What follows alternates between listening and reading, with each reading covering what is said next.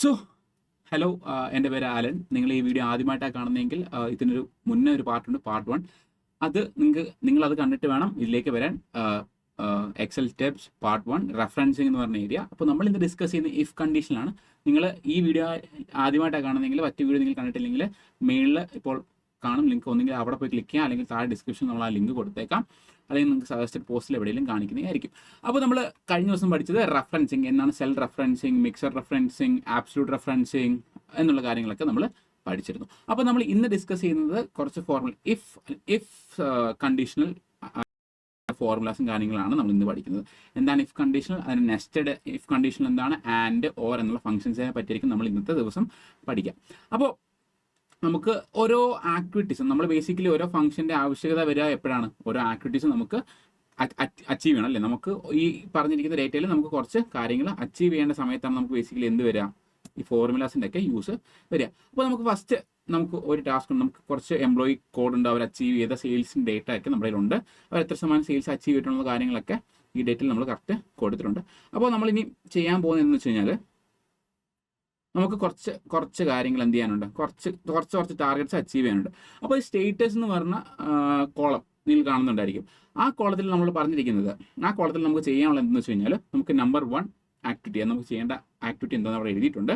അത് എന്താണ് എഴുതിയേക്കുന്നത്, 70% മേളിൽ 70% മേളിൽ സെയിൽസ് അച്ചീവ് ചെയ്തുള്ളവർക്ക് ഗുഡ് എന്ന് പറഞ്ഞ സ്റ്റേറ്റസ് നമുക്ക് ഇവിടെ ഔട്ട്പുട്ടായിട്ട് വരണം. അപ്പോൾ അതിന് നമ്മൾ യൂസ് ചെയ്യുന്നത് ഇഫ് കണ്ടീഷണൽ. അതായത് ഇഫ് കണ്ടീഷണൽ ഇഫ് ഈ സൺ റെഡി ആണെങ്കിൽ, ഞാൻ പറയുന്ന ഒരു കണ്ടീഷൻ ഓക്കെ ആണെങ്കിൽ ഇവൻ ഓക്കെ ആണ്, ഞാൻ പറയുന്ന കണ്ടീഷൻ സാറ്റിസ്ഫൈ ആണെങ്കിൽ ഇവൻ ഓക്കെ അല്ല. അപ്പോൾ നമ്മൾ ഇഫ് കണ്ടീഷൻ എന്ന് പറഞ്ഞ ഫംഗ്ഷനാണ് യൂസ് ചെയ്യാൻ പോകുന്നത്. നമ്മുടെ എന്താണ് ഫസ്റ്റ് കണ്ടീഷൻ, നമ്മൾ പറഞ്ഞ സെയിൽസ് എന്ന് പറഞ്ഞ cell greater than or equal to എത്ര ശതമാനം, 70% ആണ് നമ്മുടെ കണ്ടീഷൻ. അതാണെങ്കിൽ, അത് അങ്ങനെ ആണെങ്കിൽ എന്താണ് നമുക്ക് വരേണ്ട ഔട്ട്പുട്ട്, എന്താണ് ഗുഡ്.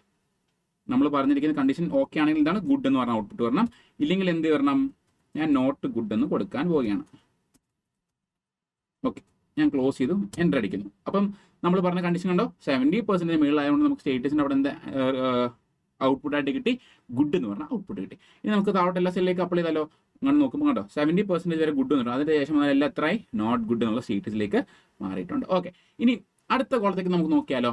അടുത്ത കോളം നോക്കുന്ന സമയത്ത് അവിടെ എന്താണ് പറഞ്ഞിരിക്കുന്നത്, 20 ലക്ഷത്തിന് മേളിൽ അച്ചീവ് ചെയ്യും, 20 ലക്ഷത്തിന് മേളിൽ സെയിൽസ് അച്ചീവ് ചെയ്തിട്ടുള്ള എല്ലാ എംപ്ലോയീസിനും എത്ര ശതമാനം ഇൻസെൻറ്റീവ് കൊടുക്കണം, 45,000 ഇൻസെൻറ്റീവ് കൊടുക്കണം എന്നാണ് നമുക്ക് പറഞ്ഞിരിക്കുന്ന അടുത്ത സ്റ്റെപ്പിൽ, നമുക്ക് അടുത്ത റിക്വയർമെൻറ്റ്.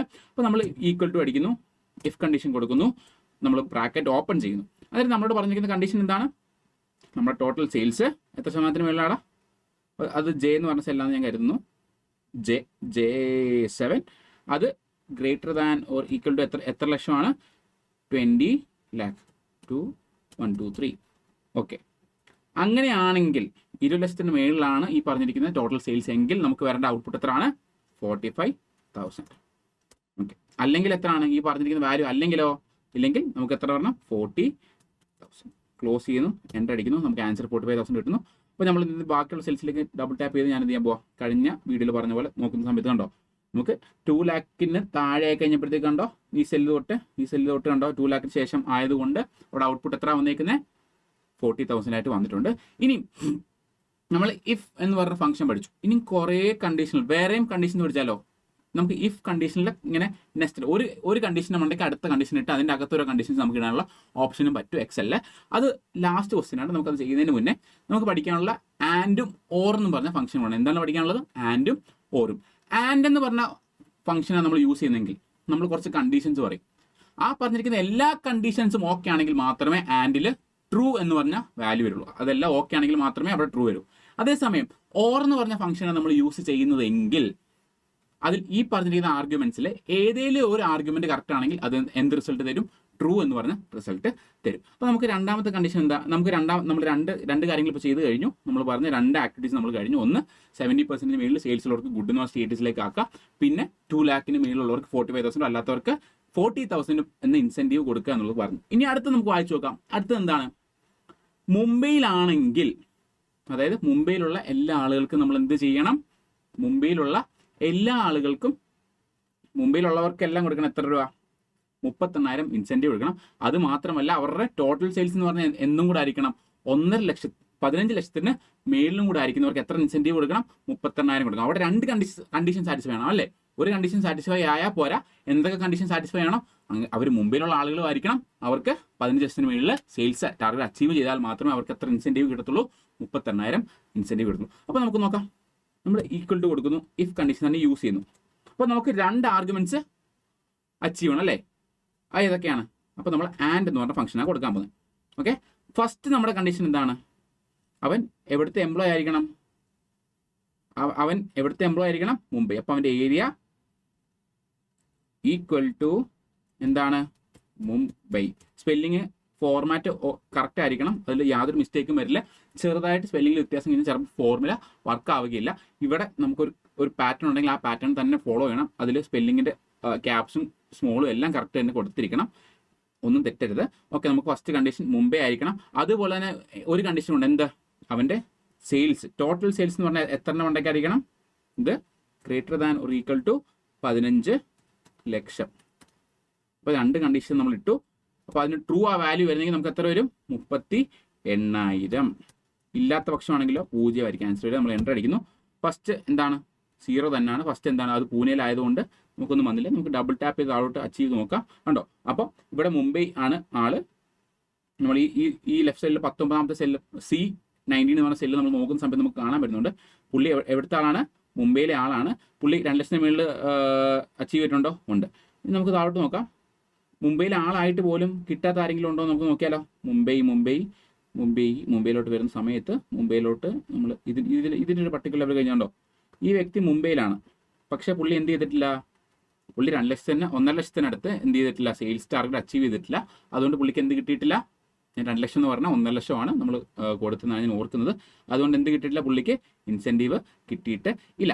അപ്പം ആൻഡ് എന്ന് പറഞ്ഞ ഫംഗ്ഷൻ എന്ത് ചെയ്യണം? രണ്ട് കണ്ടീഷൻ സാറ്റിസ്ഫൈ ചെയ്യാൻ മാത്രമേ ട്രൂ എന്ന് പറഞ്ഞാൽ ഔട്ട്പുട്ട് അല്ലേ, എന്നാൽ മാത്രമേ ആ ട്രൂ എന്ന് പറഞ്ഞാൽ കണ്ടീഷൻ സാറ്റിസ്ഫൈ ചെയ്യത്തുള്ളൂ. ഇനി നമുക്കിനി അടുത്ത ആക്ടിവിറ്റി എന്താണ്? 35,000 ഇൻസെൻറ്റീവ് കൊടുക്കണം എല്ലാ എംപ്ലോയീസിനും, ബാംഗ്ലൂരു ആവട്ടെ ചെന്നൈ ആവട്ടെ. ആ സമയത്താണ് നമ്മൾ എന്ത് ഫംഗ്ഷൻ യൂസ് ചെയ്യുന്നത്? ഓർ എന്ന് പറഞ്ഞ ഫംഗ്ഷൻ നമ്മൾ യൂസ് ചെയ്യാൻ പോകുന്നത്. അതായത് നമ്മളിപ്പം ഇഫ് അടിക്കുന്നു, നമുക്ക് ഓർ ഫംഗ്ഷൻ കൊടുക്കാം. അതിനകത്ത് ഫസ്റ്റ് കണ്ടീഷൻ ഈ ഓർ കണ്ടീഷൻ കൊടുത്താൽ ഗുണമെന്ന് വെച്ച് കഴിഞ്ഞാൽ ഈ പറഞ്ഞിരിക്കുന്ന ലോജിക്കൽ ടെസ്റ്റിൽ ഏതെങ്കിലും ഒരെണ്ണം കറക്റ്റ് ആയാൽ നമുക്ക് ആൻസർ എന്ത് വരും? ട്രൂ എന്ന് പറഞ്ഞു വരും. അപ്പോൾ നമുക്ക് നോക്കാം.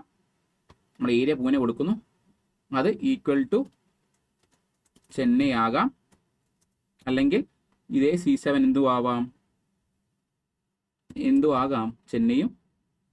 സ്പെല്ലിങ് നമ്മൾ ക്വസ്റ്റ്യനിൽ അവിടെ കൊടുത്തേക്കുന്ന പോലെ തന്നെ കൊടുക്കണം. സ്പെല്ലിംഗ് ഒന്നും തെറ്റരുത്. ബാംഗ്ലൂർ ഉണ്ടോ? ഞാൻ സ്മോൾ ലെറ്റർ കൊടുത്തത് പ്രശ്നമോ? അപ്പോൾ ഞാൻ ക്യാപിറ്റൽ തന്നെ കൊടുക്കണം. ഓക്കെ, അപ്പോൾ ഇതിൽ ഏതെങ്കിലും കണ്ടീഷൻ സാറ്റിസ്ഫൈ ചെയ്യാൻ എന്താകും? എനിക്ക് ട്രൂ വാല്യൂ വരും. അങ്ങനെയാണെങ്കിൽ എനിക്ക് ഇൻസെൻറ്റീവ് എത്ര പോകണം? 35,000. ഇല്ലെങ്കിലോ 0. ക്ലോസ് ചെയ്യുന്ന എൻ്റർ അടിക്കുന്നു. ഫസ്റ്റ് ആൾ പൂനെയിലുള്ളതുകൊണ്ട് അവർക്ക് കിട്ടുന്നില്ല. ഞാൻ എന്ത് ചെയ്യാൻ പോയി? ഈ ഫോർമുല താഴോട്ട് എല്ലാവർക്കും അപ്ലൈ ചെയ്യാൻ പോവാം. അപ്പോൾ എന്ത് ചെയ്തു? എല്ലാ എംപ്ലോയീസും അത് ചെന്നൈയോ ബാംഗ്ലൂരോ ആയി കഴിഞ്ഞാൽ അവർക്ക് എന്ത് കിട്ടും? 35,000 ഇൻസെൻറ്റീവ് കിട്ടുന്നത് നമ്മൾ ചെയ്തു. ഇനിയാണ് നമ്മൾ ചെയ്യാൻ പോകുന്നത് നെസ്റ്റഡ് ഇഫ്. ഒരു കണ്ടീഷൻ്റെ അകത്ത് അടുത്ത കണ്ടീഷൻ വെച്ച്, അതിൻ്റെ അകത്ത് അടുത്ത കണ്ടീഷൻ വെച്ച്, അങ്ങനെ നമ്മൾ ചെയ്യുന്ന കണ്ടീഷൻ. നമുക്ക് 5ാമത്തെ റിക്വയർമെൻറ്റ് വായിച്ചല്ലോ. ആ റിക്വയർമെൻറ്റ് അത്യാവശ്യം ലോങ് ആണ്. ഇവർ പറയുന്നത് എല്ലാ എംപ്ലോയീസും 30 ലക്ഷത്തിന് മേളിൽ ഇൻസെൻറ്റീവ് അച്ചീവ് ചെയ്തിട്ടുള്ള എല്ലാ എംപ്ലോയീസും നമുക്ക് എത്ര കൊടുക്കണം? 30,000 ഇൻസെൻറ്റീവ് കൊടുക്കണം. നമുക്ക് ഈ മാനുവൽ ഇരുന്ന് എല്ലാവരുടെ ഇരുന്ന് ഈ കണ്ടീഷൻ നോക്കിയിട്ട് നമുക്ക് ചെയ്യാൻ പറ്റുമോ? ഒരു 10-500 എംപ്ലോയീസുള്ള ഒരു കമ്പനിയിൽ ഇല്ല.